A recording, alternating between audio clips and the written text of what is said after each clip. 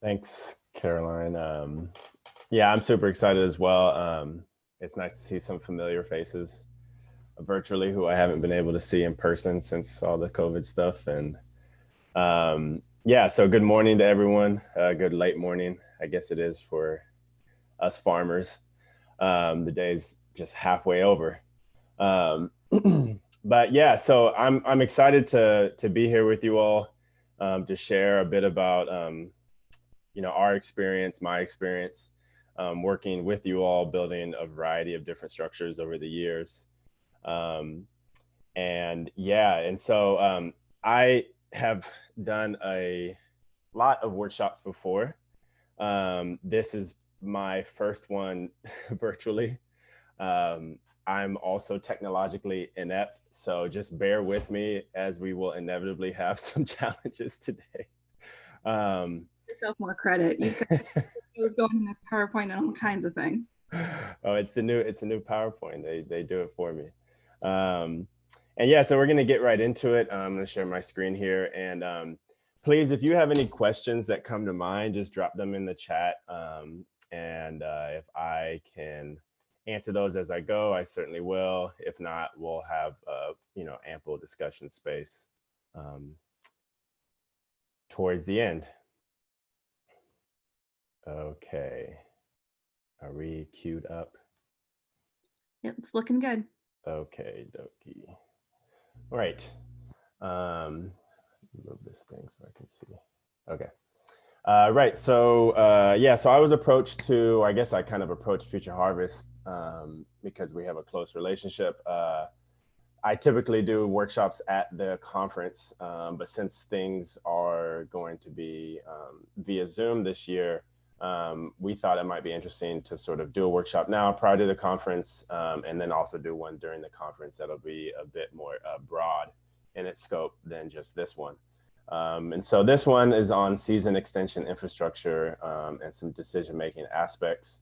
And we'll also do a virtual walkthrough on how to construct a high tunnel, specifically from Nolt's Greenhouse Supplies, which is our preferred manufacturer that we work with in our region. They're quite affordable, very responsive, and have a really nice product.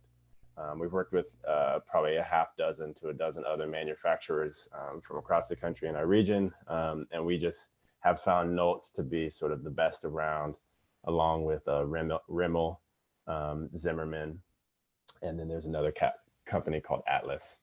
But Atlas primarily serves sort of a southern climate. And yeah, so a little bit about Earthbound Building. We're a worker-owned cooperative.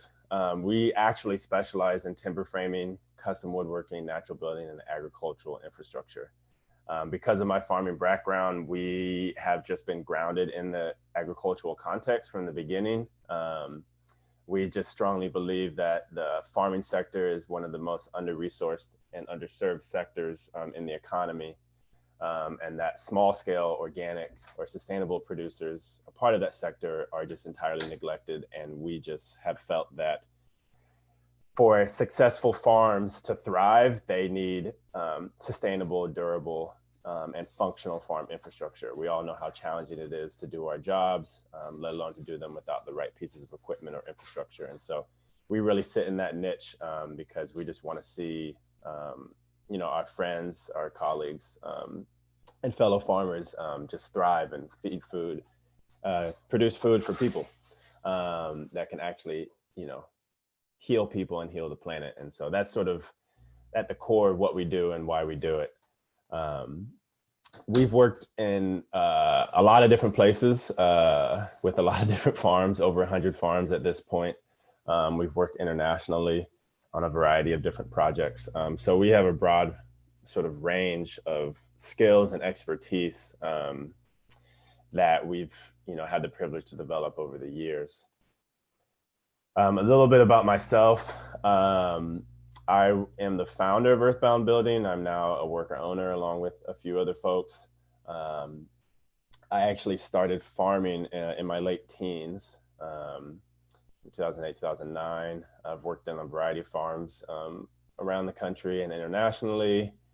Part of the founding of the Black Dirt Farm Collective which is a group of young Black folks, organizers, farmers, and activists who are dedicated to supporting people of color entering into agriculture and deepening their relationships with the land. And yeah, I've got 10 plus years in community and cultural and farmer to farmer organizing. I'm like obsessed with agriculture and farmers. I love farmer love. I think that's really an awesome part of being in ag, is just the camaraderie and the relationships that we have with each other. Yeah, I'm a 2-year-old parent, a tired 2-year-old parent. We're in the process of weaning the child now off of the glorious breast milk. And so I'm extremely tired these days. And I'm a very proud partner to Violet, who manages the farm at Kelly Miller. We'll show this at the end, but just so people can tag it here. Here's our website information, sort of our social media stuff, my direct email. And we also have a fundraising campaign right now. We're in the midst of fundraising for $200,000. We're actually halfway there. And the money is specifically for the procurement of some large pieces of equipment, namely a skid steer, assistance for land purchases or a land purchase, and a workshop space. Currently, we are renting the place we're at now, and we are at the glass ceiling. And we do a bunch of educational work, and so we really need a permanent home, and wanted to see if we could build some community momentum and support to do so. And so you can find out more about that campaign on our website under the Support Our Work tab. And yeah, Caroline, just interrupt me if there's any questions or if the questions start to build as we go along. Yeah, no, I think we're set. We are sharing links to resources in the chat box while we go along. But if I miss any, we will circle back on that later too. Okay, sweet. Right. So yeah, today's topics, decision-making, types of season extension infrastructure, and then high tunnel construction, which is laced with some videos in there. Q&A. Yeah, so basic farm decision-making. So this is sort of a rubric that I use with prospective farmers or clients that reach out who say, hey, we want X, Y, and Z building. And I go, hey, have you thought about all these different things? And so this is sort of this rough framework that we use. We have more nuanced frameworks that we'll use dependent upon the level of clarity a farmer has about what they need. But this is sort of the basic thing. And so I'll just sort of scan through this. The big piece that we really want to stress to folks on infrastructure is that it is an investment. And so as an investment, you really want to take care of such investment because you're putting money into it. And ideally, it's going to last for as long as the life of your farm is going to be. And so it's really important that people try to see what they need and then see beyond it. Because very often, and I'll talk about this later, very often have we built something and we are halfway done and the farmer looks at it and it's like, oh, dang, I wish I would have gone bigger, or I wish I would have done X, Y, and Z. And so, learning from that, we really try to stress, the main questions like, what's the need or the purpose? How will it increase your productive capacity?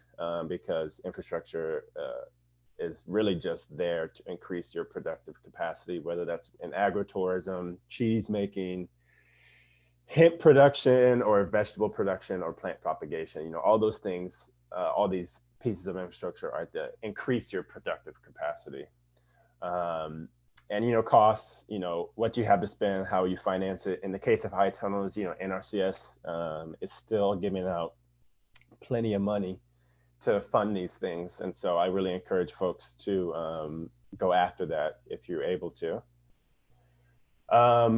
The other stuff, the other big thing to highlight here is that, farmers, y'all are, we are Jack and Jills of many different trades, people of many different skill sets.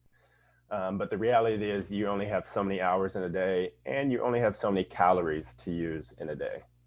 And so, yes, it's important that farmers know how to build their own pieces of infrastructure, but does it make sense to build it in the middle of July if you're a production vegetable farmer? Probably not, unless you have someone on the crew that's dedicated that can just hammer it out. Do you have someone in your community that could help you out? Those are the type of questions you want to ask and answer before you say, you know what, we need to hire this out. The added value of hiring it out is that the liability is on the contractor to install it properly. They can be held liable, and it can happen much faster than it potentially would if the farm crew did it themselves. Also, depending upon the contractor you work with, whether it's on a pole barn or any infrastructure project, usually if you request of that contractor to train people on your crew, usually they'll do it, especially if they work in farm settings. They know what it is, and they'll usually help people learn how to do these things themselves so they can maintain them. Usually permits and zoning is not a big deal in the agricultural context. But increasingly, we're finding more and more issues around this as urban sprawl gets wider and wider and wider. There's more urban farms. Those are the folks that are up on the chopping block when it comes to permits and zoning. And then the ecological impacts. This is a really big deal. High tunnels are great, but they produce a ton of waste in their construction of it. And so how do we close that gap or reduce the contradictions there?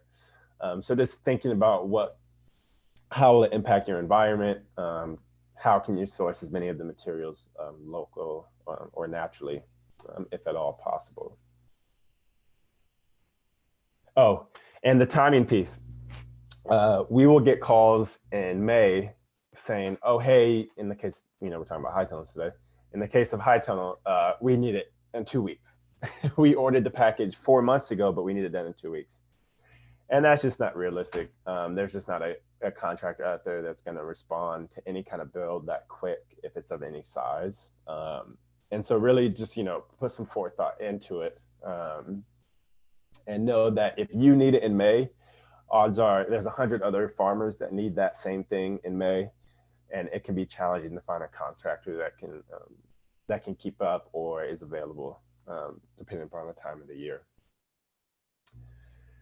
So if we think about season extension infrastructure, I want to suggest there's two broad categories.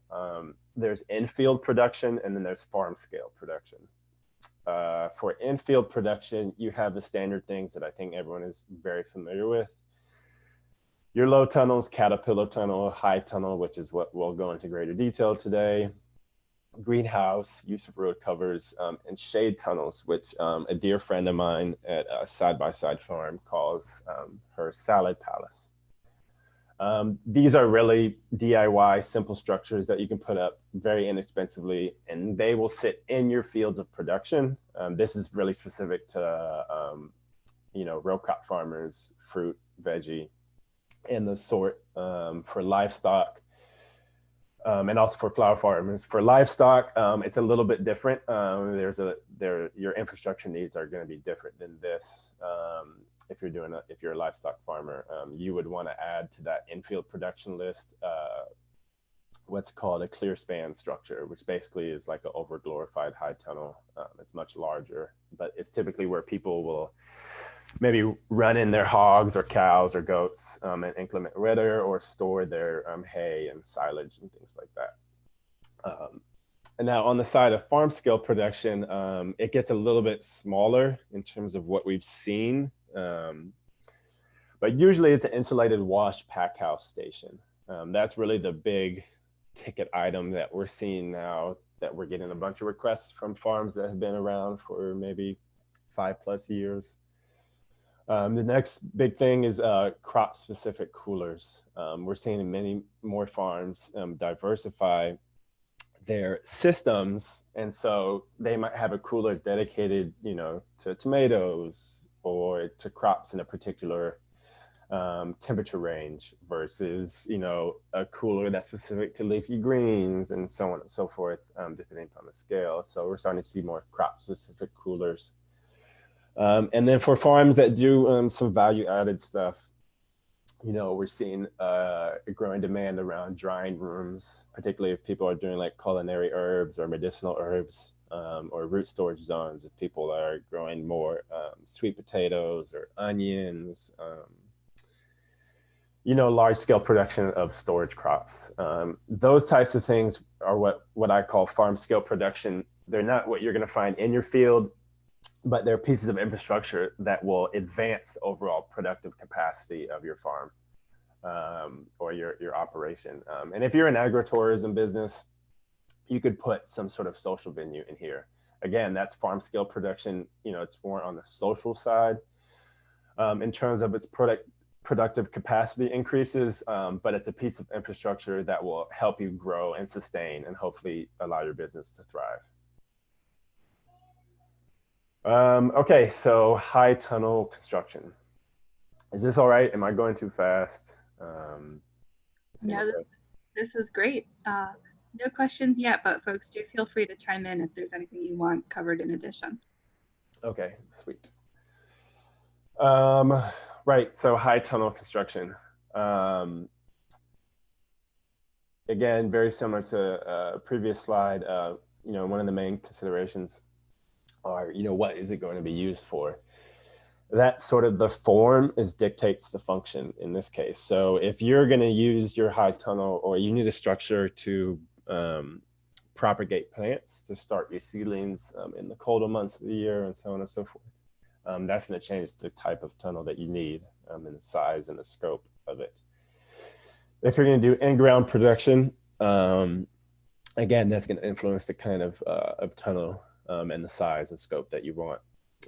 So there are really two main types of tunnels that you will see around, but four types of tunnels that we've had a hand in building and have seen farmers use. So as pictured here, and most of the tunnels that you're going to see in our region are Gothic style. They're peaked at the ridge.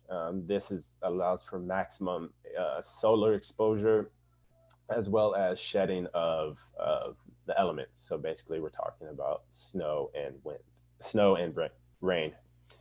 The next tunnel that you'll see somewhat common, maybe a little further south of us here in Maryland, is the Quonset, or the half rounded. Those are particularly nice because they're a little bit simpler to construct, less pieces. And because of their design, they typically don't require trusses. They might have some sort of stringer or you know, collar tie that runs at the top of the tunnel, but otherwise they're pretty much free span in terms of not having a truss. The next category is a lean-to style tunnel. So we're talking about a single pitched roof, like so. That is a lot more DIY. You're not going to find a kit, a metal fabricated kit to put one of those up. But these lean-tos are particularly nice because you can wood frame them. You can join them to a structure, to a barn, to a house, you know, to something else. And they're awesomely simple to build. And, you know, usually you can build them with materials you just get from the hardware store. You don't really have to order in a bunch of stuff. And so the last category, which is very uncommon here in the States, but are common in other parts of the world, are earthen tunnels, or more commonly known as Chinese style tunnels, where they essentially submerge, or they berm the north facing side of your tunnel into the ground. And so essentially the tunnel has full southern exposure in the sun. As it penetrates through the tunnel, it warms the earth, and the earth captures that heat. And then as the sun dissipates throughout the day, that heat is then released back into the tunnel, and will keep that thing a nice ambient temperature. And this is particularly key during the coldest months of the year, and then during the hottest months of the year. We're currently working on a Chinese style natural greenhouse for a farm that's starting up in Northern Virginia, and we'll probably start construction on that next year. So we'll see how that one goes. And so, yeah, so we often get a questions around the glazing or how you close in your tunnel. And you really have two options. You have polyfilm, which is the thin plastic that everyone's familiar with. And then you have polycarbonate, which is basically corrugated plastic or clear cardboard. That's another way to think about it. You know, it's a case by case scenario. Again, it really depends upon if you're planting in the ground or if you're using it for a propagation house for plant starting. Our recommendation, if you're going to plant in the ground, polyfilm is going to be fine. If you need to do season extension or you want to grow in the dead of winter and you're planting in the ground, polycarbonate is not going to do a whole much for you. 2 layers of plastic is going to be a better solution. And probably doing some other things around the tunnel to make it a little bit more energy efficient. Polycarbonate really excels because it lasts a heck of a lot longer than polyfilm. So polyfilm, the manufacturer will warranty it for 5 years or 4 years, I think. I will tell you that you can leave polyfilm on your tunnel for about 7 years before you really have to take that thing off. And when you take, go ahead. I think I might have missed the comparison. So you're saying for in-ground season extension that the polyfilm or carbonate is the better option? Polyfilm is going to be your better option. It's more cost effective. You know, let's say you're doing in-ground on a 30 by 72. Yeah, you could do polyfilm around the whole tunnel and then do 2 layers of plastic if you have access to electricity. And that's going to give you a nice seal on the tunnel. We see people that do in-ground production use polycarbonate on the end walls if they have very high winds, which is particularly a thing of concern in our